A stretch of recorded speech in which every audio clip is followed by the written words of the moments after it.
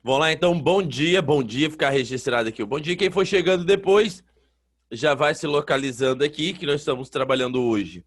O terceiro livro, livro Conquista. Conseguimos, com a fé do Nosso Senhor aqui, ó, chegar na Guerra da Cisplatina. Então, recapitulando, página 8. Na verdade, já foi lida aqui um pouco sobre a página 8, e eu quero situar com vocês aqui a Guerra da Cisplatina. Lembrar que ontem foi meio que uma pegadinha, né? O que nós corrigimos ontem é relacionado às atividades propostas há mais de um mês. Nós já trabalhamos o livro 3, aí ontem nós voltamos para o livro 2 para revisar aquilo que já foi trabalhado. Então, aquelas atividades, quem não fez, já era para estar pronto, ó, há muito tempo. Hoje a gente vai continuar, que nós já falamos do poder moderador, daquele quarto poder. Eu já tive participação aqui no debate de Pedro Agrise, Pedro Viçosi, a Lara também falou sobre a primeira revolta. Então, vocês já participaram desses debates, já pontuaram, já corrigimos da página 3, tá ok? Quem ainda não fez essa correção, esse debate, tem um vídeo no YouTube. Avisar aqui o professor para a gente poder relembrar aqui, que é muito importante. Entendemos a diferença dos dois partidos, né? O moderado e o partido exaltado. Então, você vai ter algumas diferenças aqui entre um. Tem o Partido Brasileiro e o Partido Republicano. Perdão, o Partido Brasileiro e o Partido Português. E é aqui que vai dar uma certa interferência aí na forma de governo de Dom Pedro. Porque Dom Pedro, que tinha passado aquela dificuldade do pai ter ido embora, ter deixado ele no Brasil, o dia do fico, decretando a independência do Brasil, e nessa independência que foi reconhecido mais tarde pela Inglaterra, pelos Estados Unidos e posteriormente com Portugal, demorou, foi até 1825. E nesse caminho, nesse caminhar, nós entendemos que agora Dom Pedro ele precisa governar o Brasil. O Brasil não é um fundo de quintal. É uma nação que nasceu e ela expande, ela é império, então ela tem que expandir o seu território. Dom João já havia conquistado a Cisplatina. Mas só que agora Dom Pedro, claro, por conta das suas dificuldades econômicas, a limitação aqui de não ter um produto que vai alavancar o território, a economia nacional, ele vai enfrentar algumas dificuldades. A primeira é que a gente encontra na página 8, é a Confederação do Equador. E claro, falar ali da região norte, a gente já estudou antes da independência, várias revoltas que aconteceram em Pernambuco. Então, Confederação do Equador, aqui na página 8 do livro 3, é uma revolta puxada por qual província? Justamente a de Pernambuco. Ok? Então, o que acontece? Pernambuco em si é um território é um local com muita riqueza histórica. Desde a formação das capitanias hereditárias, da economia. Ali próximo teve o movimento de Quilombo, de Zumbi de Palmares. Então, Pernambuco é uma região riquíssima. E não aceitam de forma alguma, primeiro, a chegada da família real, pagar imposto, e depois da independência eles vão se organizar em um território ainda maior para poder se separar. Se a revolução já tinha sido pouco, essa vai ser maior ainda. Porque nós estamos falando de uma confederação que vai pegar de Pernambuco e várias outras entidades. Então, já que nós vamos falar de Dom Pedro, a palavra aqui é Pedro, então inicia essa leitura. Pedro Agrise. Página 8.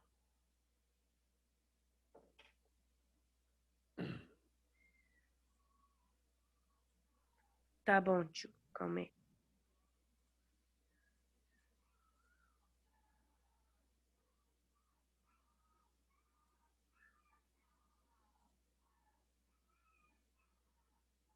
Acompanha, Pedro?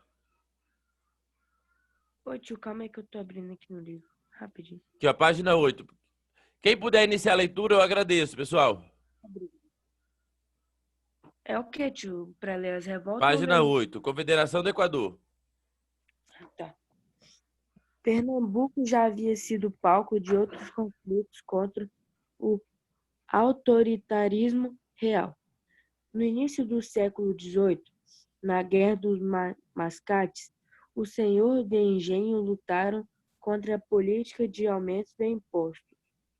Em 1817, um novo movimento armado, a Revolução Pernambucana, mobilizou os senhores de escravizados e de terras, dessa vez contra os excessivos impostos sobre o açúcar e demais produtos de exportação. Em 1824, o estopim foi a nomeação de um governador desejado pela população, Francisco Paes Barreto. O fato resultou no primeiro movimento contrário à política absolutista, centralizadora do governo de Dom Pedro I. Lê o resto? Ok. Então a gente observa o seguinte. A ideia é que Dom Pedro em si, ele tem o poder de escolher qualquer governador, certo? E nós percebemos que aquela região, eles não acataram a ordem de escolher, tanto que foi o seguinte, ó, em 1824, o estopim foi a nomeação de um governador indesejado pela população, Francisco Paz Barreto. O fato resultou no primeiro movimento contrário à política absolutista centralizadora do governo de Dom Pedro. Centralizador era o poder dele, centralizado em uma única pessoa. Absolutista é que ele tem um poder absoluto, ok? Então nós vamos entender que Pernambuco, por enquanto, vai se rebelar contra as ordens, esse poder central. Então, aqui poderia ter ocorrido uma separação do território brasileiro? Claro. Francisco Paz Barreto acabou renunciando após pressão popular, sendo substituído por Paz de Andrade. Dom Pedro I, sabendo do ocorrido, exigiu a posse de seu candidato novamente, mas foi ignorado em seu pedido. Significa o seguinte, que... Calma aí, pessoal, rapidinho.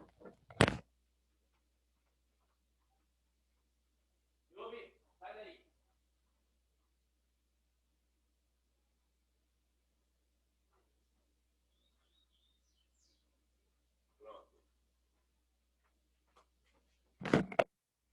Prontinho, pessoal, voltei. Aí, Francisco Paz Barreto fez o quê? Após renunciar, o tio só vai mostrar aqui, ó, que tava chorando. Mostra lá pro pessoal. Tô chorando, sou um bebê. Não, pra vocês verem, pessoal. Sim. Olha esse bebezão. Tô chorando, pai. Deixa eu dar aula. Vamos lá então, pessoal, ó. Na página 8. Cadê? Pedro, obrigado pela leitura. Vou pedir Bianca aqui, ó, que a Bianca, às vezes, ela... Bianca, bom dia. Bom dia. Bom dia. Vamos lá. Então, nós entendemos o seguinte. A Confederação do Equador é uma revolta que vai dar entre quem manda, né? A gente está observando quem é que manda. A ideia é, Dom Pedro mandou o governador cuidar de Pernambuco. Os pernambucanos, por sua vez, não quiseram aquela ordem, não acataram aquela ordem e fizeram o quê? Nomearam uma outra pessoa.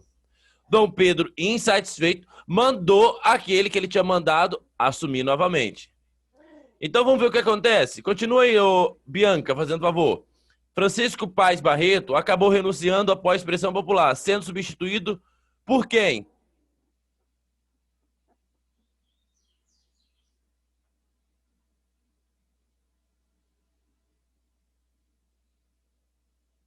Bianca, página 8, livro 3.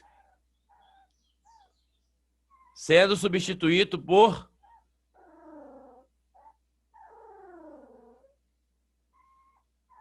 Bianca? Vamos lá então, Ana Gabriela. Eu tô aqui, professor. Ô, Bianca, me ajuda. É porque minha internet tá lenta, mas eu leio. Tudo bem. Qual página? Página 8. Francisco Paz Barreto acabou renunciando após pressão popular, sendo substituído por...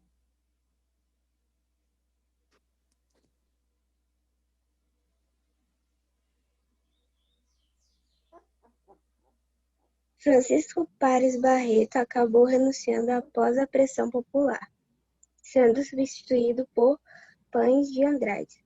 Dom Pedro I, sendo do ocorrido, exigiu a pose de seu candidato novamente, mas foi ignorado seu pedido. Ótimo. Toma aí, Dom Pedro. E em 2 de julho, o que aconteceu? Em 2 de julho de 1824, Pães de Andrade proclamou a independência da província de Pernambuco e A província.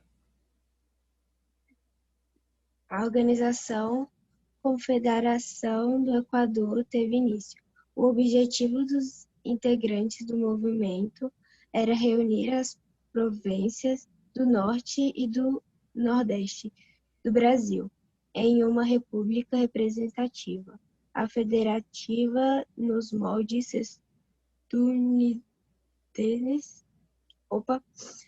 Na prática, uniram-se à causa vilas da Paraíba, do Rio Grande do Norte e do Ceará. Ok. Pessoal, nesse terceiro parágrafo, fala o seguinte, que as leis, a ideia aqui dessa revolução, dessa revolta, era nos moldes do federalismo norte-americano. Por que a gente entende isso, então? Qual era a questão? Qual é a diferença do Brasil para como que é os Estados Unidos? Tem diferença em qual sentido? Murilo, Lara, Luna, Ana Gabriela, Pedro, a Grise, Bianca. Valendo ponto. Quem é que sabe me responder?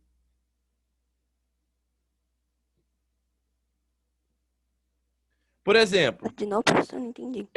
as províncias, durante o governo aqui de Dom Pedro, no primeiro reinado, elas tinham poder de escolher o seu governante? Não.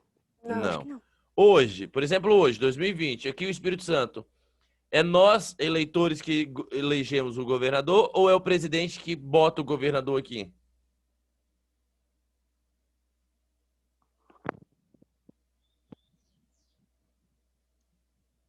Em 2020, pessoal, como é que é hoje?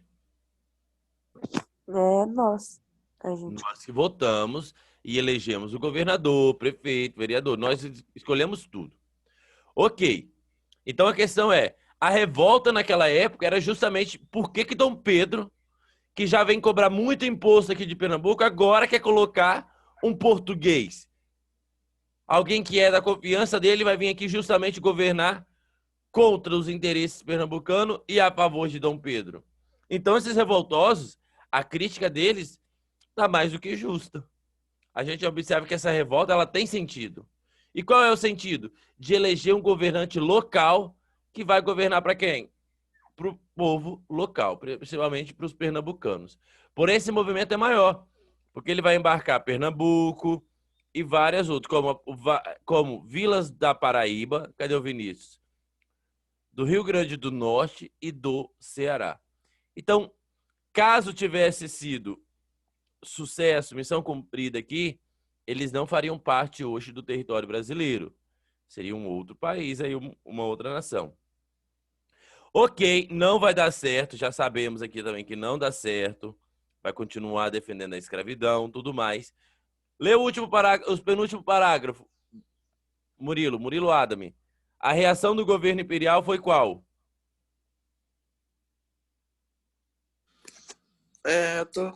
Não tô com o livro aqui agora, né? Ué, mas você tá escutando, tio, pelo menos já tá bom, né? Aqui, ó, então leia aí pro tio, ó, o tio vai botar na tela. A reação do governo imperial foi imediata e violenta. O que A aconteceu? participação das massas populares colocou em risco o poder dos grandes proprietários na região, os quais, temerosos, passaram a apoiar as forças imperiais. Enfraquecidas e enfrentando duas forças de oposição, as massas populares resistiram até novembro de 1824, quando seus últimos líderes foram presos e começaram a ser julgados. Ótimo. Diversos líderes líderes do movimento foram condenados à morte. O fim da Confederação frustrou as expectativas de uma Constituição federalista e de autonomia administrativa às províncias. Ok. Resultado pós-conflito. Vamos lá. Mais dinheiro, porque, lógico, quando a gente fala que o governo imperial, a gente tá falando que Dom Pedro, né? E ele teve que atacar, teve que derrotar esses líderes. E, então ele teve que movimentar soldados, armamento, cavalaria para poder se mover do Rio até Pernambuco, comida, vários custos. Então o que acontece aqui nesse momento? Mais dívida, mais pressão para cima de Dom Pedro. E vai ter que recorrer a empréstimo logo, logo.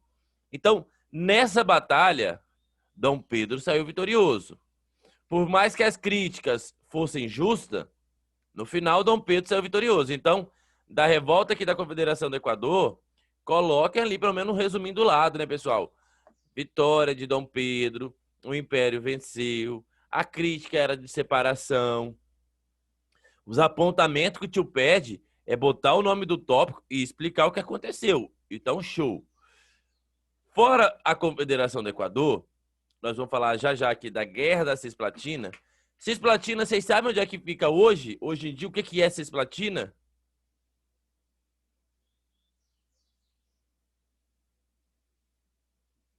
Cisplatina. Onde é que fica essa Cisplatina no mapa hoje?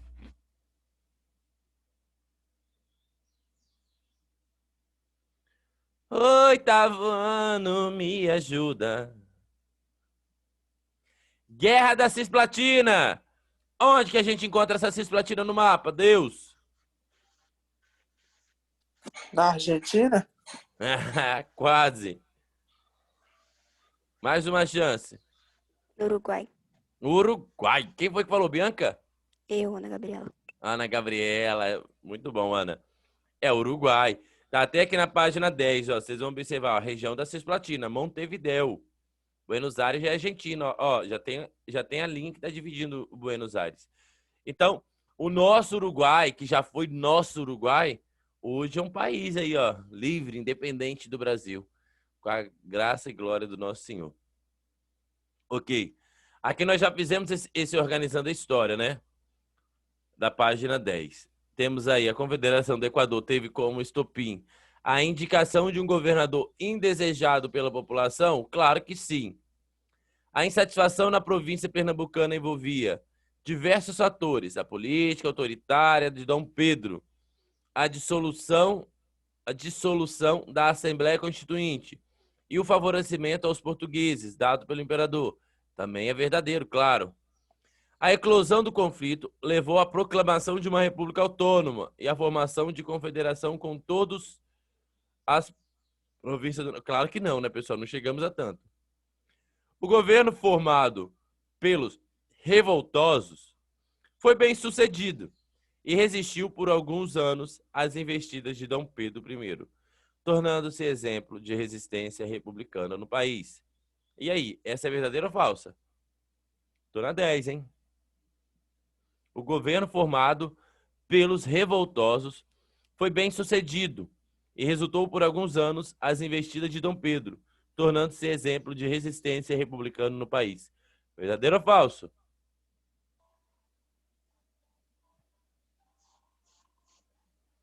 Acho que falso. Falso, João. Boa. E a última é, ó, a punição aos participantes do movimento foi exemplar, porque eles desobedeceram e desafiaram a ordem do imperador, que não admitia afrontas às suas decisões, como demonstrado no episódio da elaboração da Constituição. Essa é mais que verdadeira, né? Ok, pessoal, falamos então um pouco aí da revolta do Equador, da Confederação do Equador. Lembrando que a Confederação do Equador, próxima ali à linha do Equador, que vai juntar as províncias do Ceará, parte da Paraíba, e vão formar a ideia de formar uma república com os moldes da Constituição dos Estados Unidos. E, porém, a gente percebe que Dom Pedro não aceita ser contrariado, A decisão dele é carregada de autoritarismo, é um poder moderador que ele criou. Então, ele decide nem negociar, ele acaba com aquele movimento com força militar. Agora ele vai ter um outro movimento também muito forte para poder segurar a peteca aqui. E que ela vai demorar muitos anos. Porque as pessoas que foram conquistadas naquela região por D. João, bem antes, não aceitam esse domínio português naquele território. Então a Guerra da Cisplatina, como é que ocorreu? Vamos lá. Quem é que pode me ajudar? João, você pode iniciar a leitura aqui da página 10? Tá. A repressão à Confederação do Equador em 1824 não foi suficiente para estabilizar o governo de Dom Pedro I. O imperador voltou a enfrentar problemas que a preservação das fronteiras nacionais pouco tempo depois. Ótimo, pode continuar. Em 6 de maio de 1828, Dom Pedro I 26. discursou na abertura da primeira Assembleia Geral do Brasil e, em meio à sua fala, afirmou: todo o império está tranquilo, exceto a província da Cisplatina. Você viu o que ele afirma, né? Todo o império está tranquilo, exceto a província da Cisplatina. Então, o imperador já deu a deixa, né? Tá tudo tranquilo, só falta cuidar da Cisplatina. E o que acontece na Cisplatina? Vamos observar o mapa. Eu tenho aqui do lado, ó, o Uruguai, a região da Cisplatina, o Rio Grande do Sul, a Santa Catarina, Paraná, Paraguai e a Assunção. Então vamos ler um pouquinho agora aqui para a gente entender como é que ocorreu, né? Essa nossa Cisplatina. Por favor, Ana Gabriela, me ajuda, por favor. A região que veio a ser chamada de província Cisplatina foi invadida em que ano? Leitura aí, ó, do... Foi invadida primeiro em 1811 e depois em 1817, sendo definitivamente anexada ao Brasil na década de 1820. Ainda durante o governo de Dom João IV, entre 1825 a 1828, o governo de Buenos Aires apoiou a independência da Cisplatina e sua incorporação às Províncias Unidas do Prata, atual Argentina. Isso desagradava ao governo brasileiro, que perderia o controle da foz do Rio do Prata, a principal via de acesso ao oeste do Rio Grande do Sul, de Santa Catarina e do Paraná, e ao sudoeste do Mato Grosso. Pode continuar. A luta durou 3 anos. O Brasil foi derrotado e perdeu o território da Cisplatina. Com a intervenção do governo inglês, Brasil e Argentina reconheceram a independência da região, que passou a se chamar de Uruguai, em 27 de agosto de 1828. O que os jornais brasileiros dizem?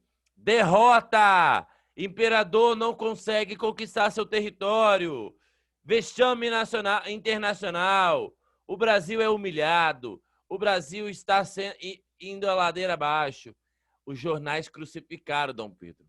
Dom Pedro perdeu uma guerra. Dom Pedro perdeu território. Então, para dentro do Brasil, Dom Pedro era visto como uma pessoa pequena. Você não chega aos pés do seu pai. Quem é Dom Pedro perto de Dom João? Dom Pedro é um paspalhão. É um garoto. Volta para Portugal, Dom Pedro. Os jornais crucificaram. A mídia da época, a imprensa, crucificava Dom Pedro, porque a economia ia mal. Gastava dinheiro em conflitos. Era conflito na Confederação do Equador. Era conflito na Cisplatina. Conseguiu ganhar do Equador, mas aqui, ó, na Cisplatina está muito mal. Perdeu território. E agora a guerra foi um desastre para os cofres públicos nacionais. Além disso, gerou o quê? Descontentamento entre as forças brasileiras, que lidavam com o atraso dos soldos, que era o nosso dinheirinho, e estavam subordinados a quem? Aos portugueses, nos postos do comando. além de ficar pagando alto imposto, de ver Dom Pedro perdendo a guerra, esses brasileiros, tanto do Sul como do Norte, até na província aqui do Espírito Santo, estão pagando muitos impostos para o imperador. Por que, imperador? Estou pagando esse imposto por quê? Porque você perdeu a guerra? Exatamente. Compreende agora a situação do Dom Pedro, né? Não está nada fácil. Por isso que no final da novela ele mexe o pé para Portugal. Para quem assistiu a novela e não entendeu, por que é o Dom Pedro II que fica no Brasil? Porque Dom Pedro foge também. Foge de lá, agora ele foge daqui e vai para lá. Por que ele vai embora? Já chegou a hora, professor? Ainda não. Calma. Vamos entender agora a questão da economia. Por quê? Pode até perder a guerra, mas se a economia estivesse bom, aí ele ia estar no poder. Mas a economia não estava bom. Não estava legal. Então, vamos lá. Cauã, meu amigo Cauã. Cauã e Luna. Vou pedir os dois aqui. Vamos lá, então. Vamos fazer essa leitura sobre a economia. A gente debater a questão econômica, que é muito importante. Tá ok? Depois a gente vê se a gente fala da abdicação de Dom Pedro. Se a gente vai chegar lá. Vamos lá. Cauã Almeida.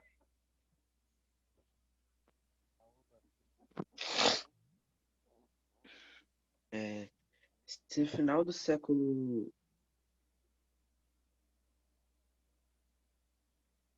XVIII marca o declínio das riquezas brasileiras, com a decrescente produção aurífera e a decadência do açúcar, o início do período no Brasil Império, firma a retomada de um desses produtos, o açúcar, antes que o café na segunda metade do século ganhasse destaque e se tornasse o item mais importante da exportação do país.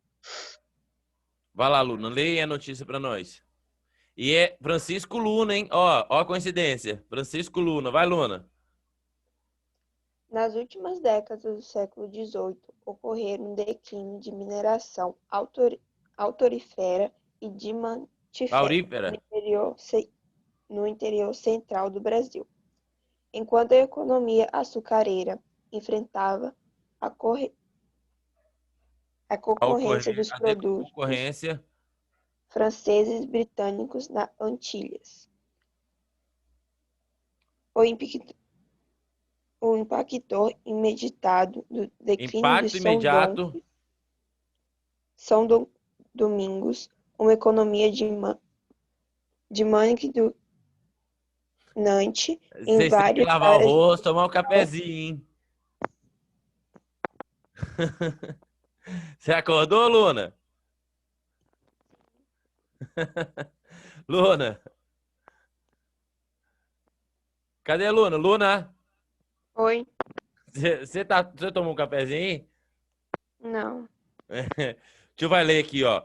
O impacto imediato do declínio de São Domingos, uma economia dinâmica e dominante em várias áreas de produção escravista, deu vida nova em velhas indústrias como a do açúcar e a do algodão, além de abrir para a colônia a possibilidade de novas atividades produtivas baseadas no trabalho cativo. O impacto haitiano, portanto, intensificou o sistema de plantation no Velho Nordeste, aumentando o número de engenhos e de escravos usados na produção açucareira e também incentivando a expansão de canaviais no Rio de Janeiro e São Paulo.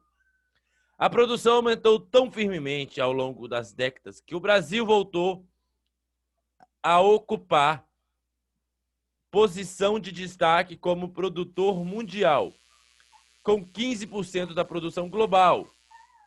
Em 1805, o açúcar permaneceu até o ano de 1830 como o principal cultura de exportação brasileira em valor de produção.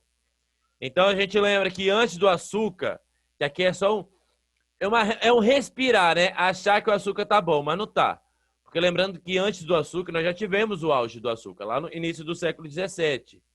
para o século XVI e século XVII. Depois do açúcar, nós tivemos o ouro. Então, a gente não estava tendo nem não estávamos conseguindo obter lucros nem com ouro, nem com diamante. A concorrência estava muito forte. Então, a economia não estava ajudando o Dom Pedro. Ele não estava conseguindo tirar lucros de um comércio forte aí. Então, vamos lá.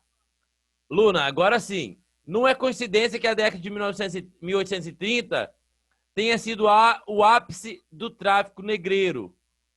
Era necessário o quê, Luna?